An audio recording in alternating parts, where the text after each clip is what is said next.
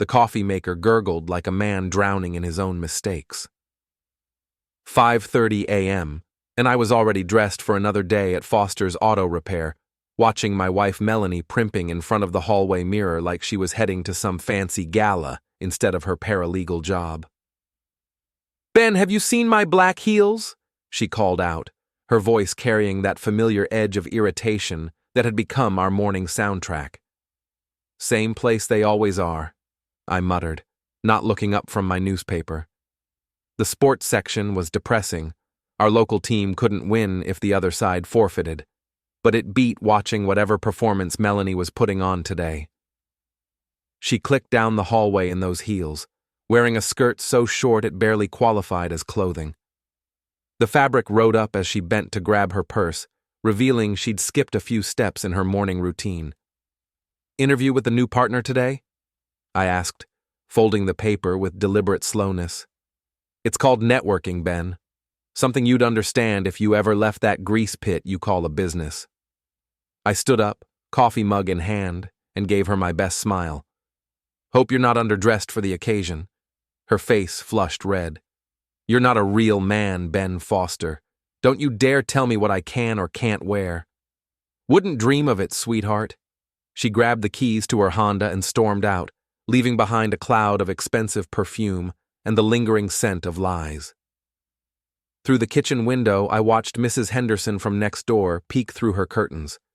That woman had made gossip into an art form. My phone buzzed. Text from our daughter Emma at college. "Mom's been acting weird lately. Everything okay at home?" I typed back, "Everything's fine, kiddo. Focus on your studies." But everything wasn't fine. It hadn't been fine for months. Before we dive deeper into this story, I have one small request. Please subscribe, drop a like, comment, and hit that hype button to boost this channel so more people can discover these incredible Reddit stories. Rita's Tavern sat on the corner of Main and Disappointment, a dive bar that had seen better decades. Rita Castellano had been pouring drinks there since high school, and she knew more about this town's secrets than the police chief. "You look like someone ran over your dog," she said, sliding a beer across the scarred wooden bar. "Worse, I think my wife's having an affair." Rita raised an eyebrow. "Think or no?" "Found hotel receipts in her purse. Fancy place over in Portland. We haven't been to a hotel together in 3 years. Could be work-related." "Could be, except I also found this." I pulled out my phone and showed her a photo of what I'd discovered in Melanie's car that morning, a small foil wrapper tucked under the passenger seat. Rita whistled low. "That's not work-related unless she's in a very different line of business than I thought. Her new boss is some hotshot lawyer named Derek Lane, drives a BMW, wears suits that cost more than most people make in a month." "Derek Lane," Rita repeated, wiping down glasses with mechanical precision.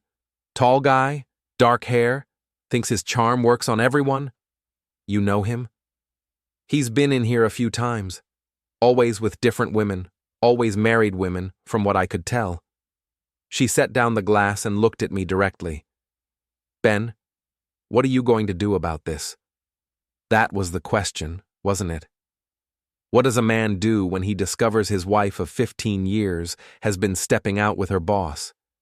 The old Ben might have confronted her directly, might have tried counseling, might have pretended it wasn't happening, but the old Ben was an idiot. "I'm going to find out exactly what's going on," I said, "and then I'm going to make sure everyone knows about it. Following your own wife feels like the world's most pathetic hobby, but here I was, parked across from the Riverside Motel at 8 p.m. on a Tuesday, watching Melanie's Honda pull up next to Derek's BMW. They didn't even try to be discreet. Derek got out first, straightening his tie like he was preparing for a board meeting, instead of betraying his own wife. Melanie emerged from her car, smoothing down that ridiculous skirt, and they walked into room 237 together. I sat there for 20 minutes, engine off, windows down, listening to the sounds of traffic and my own grinding teeth. Then I got out of my truck and walked over to Derek's pristine BMW. The key made a satisfying scraping sound as it traveled from the front bumper to the back. Then I pulled out a piece of paper and wrote, "Hope you're using protection. Your wife might want to know about your extracurricular activities." I tucked the note under his windshield wiper and was heading back to my truck when the motel room door opened. "Hey, hey!" Derek's voice carried across the parking lot as he spotted his damaged car. I picked up my pace, but he was already running toward me, his shirt half-buttoned and his face twisted with rage. "You piece of trash! Did you do this?" "Do what?" I asked, all innocence. He swung at me. I ducked. Old boxing reflexes die hard, and his fist connected with nothing but air. He stumbled, and I used the opportunity to get to my truck. "Stay away from my wife!" he shouted as I drove off. "Stay away from mine!" I called back through the open window. 3 days later, I was served with papers. Melanie had filed a restraining order, claiming I was dangerous and unstable. The irony wasn't lost on me. She was the one sneaking around motel rooms, but I was the threat. Rita found me at the shop, hunched over the engine of a 1998 Ford pickup that had seen better years. "Heard about the court order," she said. "Good news travels fast in this town." "Ben, you need to be smart about this. Derek Lane has connections, money, influence." I straightened up, wiping my hands on a rag that had long since given up on being clean. "What are you suggesting?" "I'm suggesting that if you're going to take him down, you better make sure you do it right." She pulled out her phone. "My cousin Tony works at the courthouse. Says Derek's been involved in some questionable financial dealings. Client trust funds going missing, that sort of thing." "Interesting. Gets better. Apparently some of the paperwork has Melanie's signature on it." Now that got my attention. She's covering for him? Or he's setting her up? Either way, there's your ammunition. I looked at the restraining order again, focusing on the legal letterhead. Derek's firm, Lane, Morrison and Associates. The same firm where my wife worked. The same firm that was apparently playing fast and loose with client money. "Rita, how do you feel about a little detective work?" Rita's cousin Tony turned out to be a goldmine of information. Over drinks at the tavern, he laid out Derek's scheme like he was reading from a textbook on white-collar crime. "Guy's been skimming from estate accounts for months," Tony explained. "Small amounts at first, but getting bolder. Problem is, he needed someone else's credentials to authorize the transfers." "Melanie," I said. "Bingo. She's been signing off on everything, probably thinking she's just doing routine paperwork. Or maybe she knows exactly what she's doing." Tony shrugged. "Either way, when this comes to light, she's going down with him." I thought about that. My wife, sitting in a courtroom, trying to explain why her signature was on documents authorizing the theft of widows' inheritances and children's college funds. The woman who'd called me not a real man, facing real consequences for the first time in her entitled life. "How do we make sure it comes to light?" I asked. Tony grinned. "Leave that to me. I know a reporter at the Portland Press-Herald who'd love this story. Local hotshot lawyer stealing from clients, using his paralegal girlfriend as cover. That's front-page material. But I wanted more than just newspaper coverage. I wanted Derek and Melanie to understand exactly who they'd been underestimating." "Give me a week," I told Tony. "Then make your call." The plan was simple, which made it beautiful. Derek had a routine. Every Thursday he took a long lunch at Marconi's, the upscale Italian place downtown. He'd sit at the same corner table, order the same salmon, and spend an hour on his phone making deals. I showed up 15 minutes early and requested the table next to his. When Derek arrived, he didn't even notice me sitting there with my newspaper and coffee. His phone conversation was illuminating. "The Henderson account should be clean by Friday," he said to whoever was on the other end. "Melanie's handling the transfer authorizations. She doesn't ask questions." I pulled out my own phone and started recording. "No, she has no idea what the real numbers are," Derek continued. "As far as she knows, she's just moving money between accounts. When this goes south, her signature will be on everything, not mine." Perfect.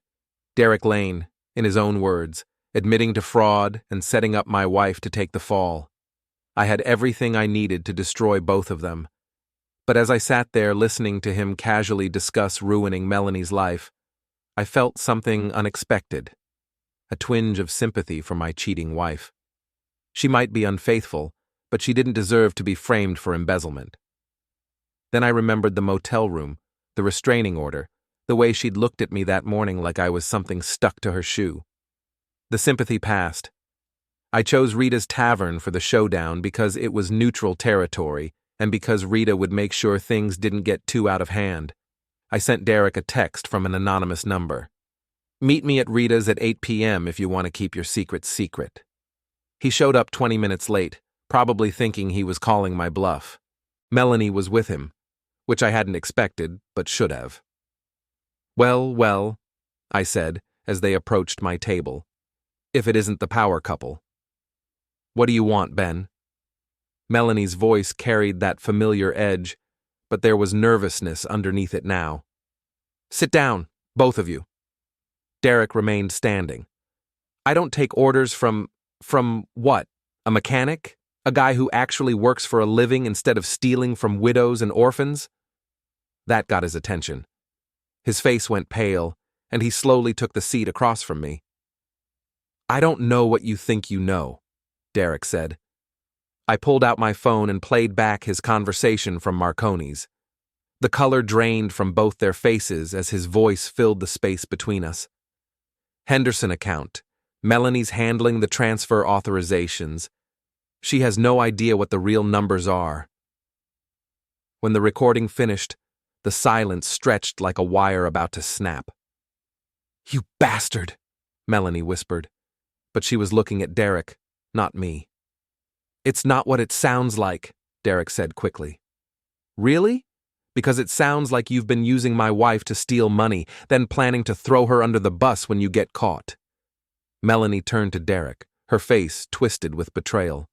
"Is that true? Have you been setting me up?" "Melanie, you have to understand." She slapped him, hard.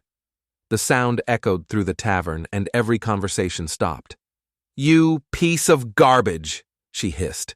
"I trusted you. I left my marriage for you." "And I trusted you," I said to Melanie. "Guess we're all just terrible judges of character." Derek tried to salvage the situation, but it was like watching a man try to hold back a flood with his bare hands. He promised Melanie he'd protect her, swore the recordings were taken out of context, claimed he loved her. "Love?" I laughed. "You want to talk about love?" "Let me tell you about love, Derek. Love is 15 years of marriage, working double shifts to pay for your wife's law school, supporting her dreams even when she treats you like hired help." I stood up, looking down at both of them. Love is not recording your girlfriend's signature on fraudulent documents so you can throw her to the wolves when the heat gets too hot. Melanie was crying now, mascara running down her cheeks like black tears. "Ben, I'm sorry. I never meant for any of this to happen." "Which part? The affair or getting caught helping your boyfriend steal money?" "I didn't know about the money. You have to believe me." Looking at her face, I realized I did believe her. Melanie was many things, unfaithful, entitled, cruel, but she wasn't a thief. Derek had played her just like he'd probably played dozens of other women. "It doesn't matter now," I said. "Tony's calling the Portland Press-Herald tomorrow morning. By evening, this whole story will be front-page news. Derek's clients will know where their money went. The State Bar Association will know about the fraud. And everyone in this pathetic town will know exactly what kind of people you both are." Derek jumped up, knocking over his chair. "You can't do this. I'll ruin you. You'll what? Sue me? With what money? From which jail cell?" He lunged at me then, desperation making him stupid. I sidestepped and let him crash into the empty table behind me. Rita appeared with a baseball bat, which she tapped gently against her palm. "I think you gentlemen have said enough for one evening," she said. Derek straightened his jacket, trying to recover some dignity. "This isn't over." "Yeah, it is," I said. "It's been over since you decided to mess with the wrong mechanic's wife." The story broke 3 days later. Local attorney accused of embezzling client funds ran across the front page of the Portland Press-Herald, complete with photos of Derek and Melanie leaving the courthouse after being arrested. I was in my shop, replacing the transmission on a Honda Civic, when Rita stopped by with a copy of the paper. "How does it feel?" she asked. I thought about that question. How did it feel to watch my wife's life implode? To see Derek's law practice crumble? To know that I'd orchestrated the destruction of two people who'd betrayed me? "Like justice," I said finally. "And Melanie?" That was more complicated. The investigation had cleared her of criminal charges. Derek's recorded confession had made it clear she was a pawn, not a partner. But her career was finished. No law firm would hire a paralegal who'd been involved in an embezzlement scandal, even as a victim. "She's moving back in with her sister in Boston," I said. "Divorce papers should be final next month." Rita nodded. "What about you? What's next for Ben Foster?" I looked around my shop, the familiar smell of motor oil and coffee, the comfortable chaos of tools and parts, the honest work that had sustained me through 15 years of marriage and would sustain me long after. "Same thing as always," I said. "Fix what's broken if it can be fixed, replace what can't be repaired, and keep moving forward." Through the window, I could see Derek's BMW parked across the street, still sporting the key scratches I'd given it weeks ago.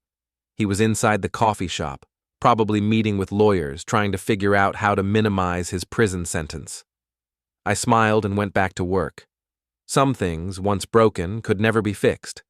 But sometimes that was exactly how they were supposed to end up. The Honda's transmission slipped into place with a satisfying click. Another repair completed, another problem solved. In a world full of people like Derek and Melanie, there was something comforting about work that actually mattered. My phone buzzed with a text from Emma. "Saw the news. Are you okay, Dad?" I typed back, "Never better, kiddo. Never better." And for the first time in months, that was actually true.